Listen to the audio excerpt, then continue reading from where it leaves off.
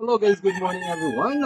So ayun, malapit na naman ang araw ng mga puso. Valentine's Day ika nga. So ayun, sa mga nais pong magbigay ng regalo sa kanilang mga minamahal sa buhay o kaya sa inyong parents, teachers, sa inyong boyfriend at girlfriend, asawa nyo.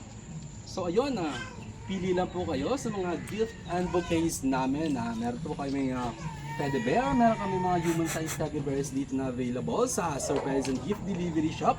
And meron tayong mga chocolate bouquets with satin flowers and of course meron tayong mga affordable satin flowers nandito po sa baba sa mga estudyante po dyan na naghahanap ng pangregalo para sa kanila mga teachers this coming Valentine's Day season. So ayun, sa mga lalaki dyan, so ayun, bigyan-bigyan nyo naman yung mga syota nyo para tumagatagal ang relasyon nyo at sana'y magkatuluyan kayo ng mga minamahal nyo sa buhay. So ayun, punta na po kayo dito sa District 4 Bricks Housing Project at hanapin nyo lang po ang Surprise and Gift Delivery Shop.